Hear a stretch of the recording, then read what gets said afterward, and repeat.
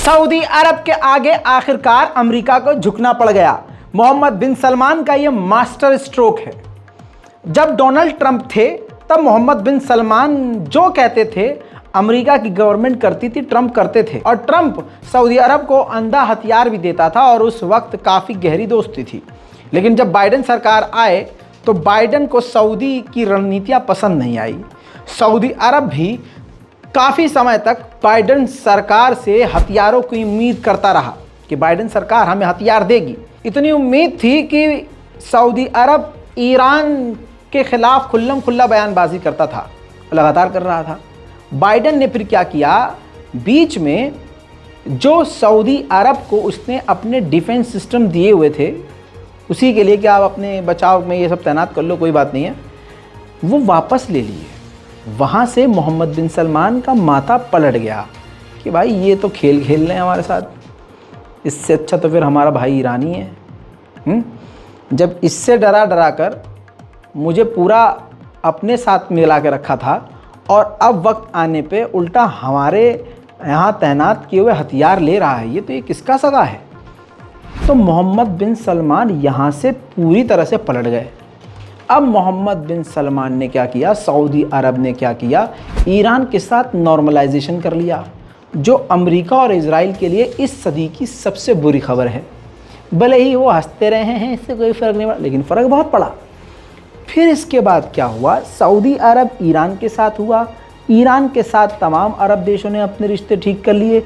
एक अरब ग्रुप बन गया, मुस्लिम ग्रुप और नॉन मुस्लिम ग्रुप भी कुछ बन गए, उसके साथ जुड़ गए, जिसमें भारत का झुकाव भी ईरान, सऊदी अरब, यूएई, बहरीन की तरफ ही है, सीधी बात।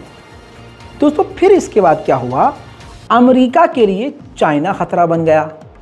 चाइना पहले से ही ईरान का दोस्त, ईरान के पाले में सऊदी अरब गया तो सऊदी अरब को चीन का भी साथ मिलना शुरू हो गया। चाइना किसका कॉम्पिटिटर है, अमेरिका का। हथियार बनाने में चीन भी आगे है और अमेरिका भी आगे है। फिर सऊदी अरब का झुकाव चीन की तरफ होने लगा, दोनों देशों के बीच कई तरह की डील हुई।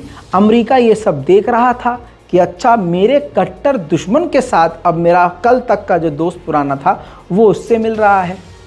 तो दोस्तों अमेरिका यहाँ पर नरम पड़ा।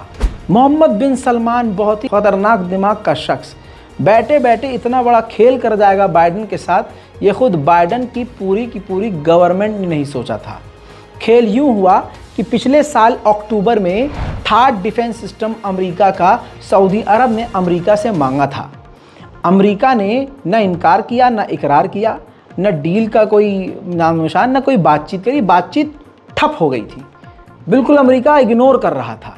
लेकिन जब अमेरिका ने देखा कि यार ये चीन से मिल रहा है और चीन से हथियार ले सकता है, तो तुरंत बाइडेन सरकार ने सऊदी अरब की पिछले साल की रिक्वेस्ट को एक्सेप्ट कर लिया। कहा यह जा रहा है कि थर्ड डिफेंस सिस्टम अब अमेरिका सऊदी अरब को बेचेगा। $15 बिलियन की यह डील है। लगभग 7 थर्ड डिफेंस सिस्टम 360 मिसाइलों के साथ अमेरिका सऊदी अरब को देने के लिए तैयार हो गया है और ठप्पा लग गया है, मोहर लग गई है और डील हो गई है। तो इसको कहते हैं मोहम्मद बिन सलमान का शातिर दिमाग और सऊदी अरब का मास्टर स्ट्रोक। दोस्तों उधर 2 दिन पहले कुछ बड़ा कांड हुआ, जिसमें ताज़ा जानकारी उस खबर के साथ तमाम अपडेट दे रहा हूँ। दोस्तों बॉर्डर पर इजिप्ट और इजराइल के कुछ कांड हो गया। इजिप्ट के बॉर्डर की तरफ से कुछ हथियारबंद लोगों ने इजराइल की फ़ौज पर गोलीबारी कर दी, झड़प हुई। उधर एक इजिप्ट का व्यक्ति मारा गया जो गोलीबारी कर रहा था, और इधर इजराइल के इतिहास का काला दिन साबित हुआ कि इजराइल के 3 फौजी एक ही झटके में मारे गए और कईयों के घायल होने की खबर आई।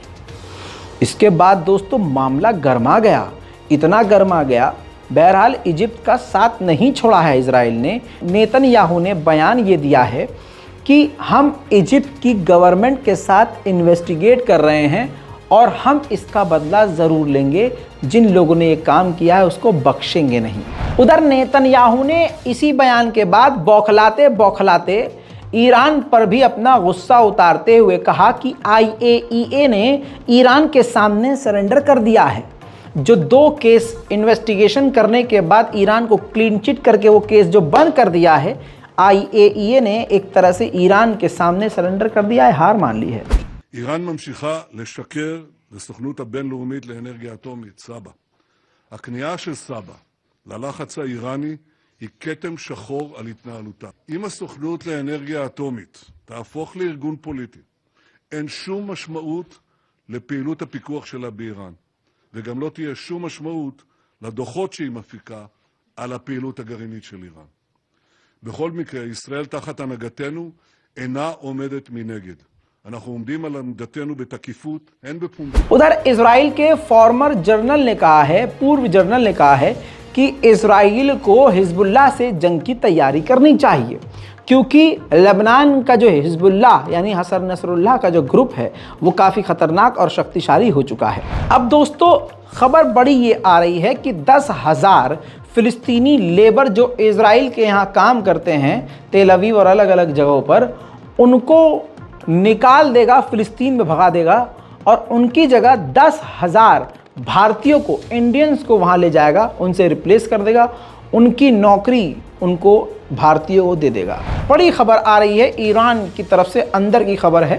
ईरान के एक इंजीनियर इस बात का दावा कर रहे हैं कि चाइना ने ईरान से कैमिकाज़े ड्रोन, लगभग 15,000 कैमिकाज़े ड्रोन का ऑर्डर दिया है, जो कि काफ़ी बड़ा ऑर्डर है। 70 کشور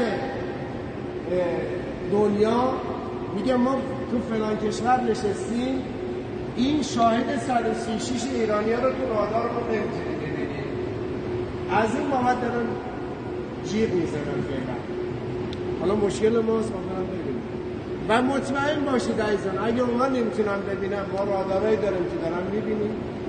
و مطمئن باشید اگه یک کشوری داریم واگذار می‌کنیم اینو، یکی از بچه‌ها گفت آقا شما چرا به روسیه مثلا اینو دادید؟ گفت چین 15,000 تا از ما خواسته. ما که ارزه نداریم پراید بفروشیم، فقط هر چی مملکت 15,000 تا الان چینی‌ها خواستن. मेरे दोस्तों दूसरी तरफ तालिबान की इस तस्वीर को देख लीजिए आप ठीक से। तालिबान पूरी तरह से ईरान के ही बॉर्डर पर, सटे हुए बॉर्डर पर ज़बरदस्त जंग की तैयारी कर रहा है। अमरीकी टैंक, अमरीकी हथियार, एयरक्राफ्ट, तमाम चीज़ें इसमें नज़र आ रही हैं। मेरे दोस्तों सऊदी अरब और अरब दूसरे देशों का ईरान के साथ जुड़ना क्या था कि कुछ अरब देशों ने अमेरिका से दूरियां बना ली। इसमें UAE भी एक ऐसा देश है जिसने अमेरिका से दूरी बनाई।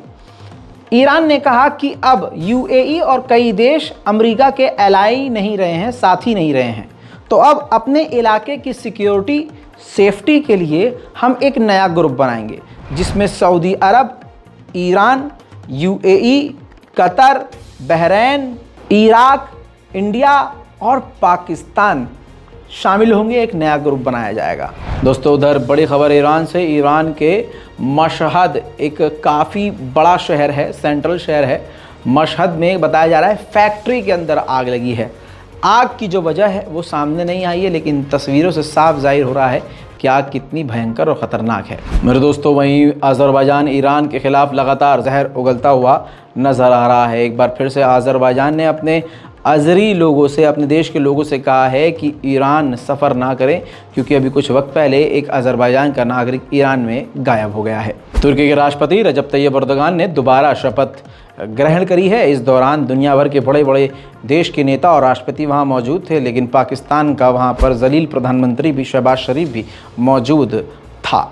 दोस्तों ऐसे में पाकिस्तान के लिए कितनी शर्म की बात है कि वहाँ नचनिया सरकार के प्रधानमंत्री का हाल देखिए कि शहबाज शरीफ ज़बरदस्ती उस इंसान से, तुर्की के राष्ट्रपति रजब तैयब एर्दोगान से गले मिल रहे हैं।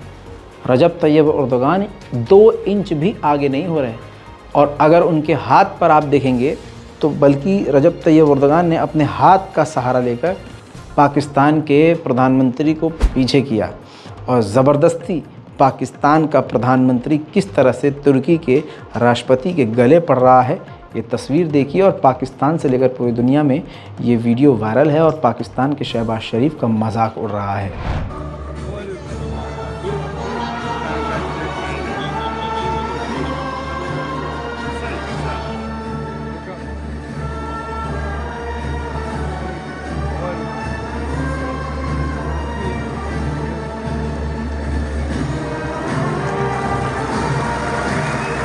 मिडिल ईस्ट की स्पेशल रिपोर्ट पर आपकी क्या राय है, नीचे कमेंट कीजिए।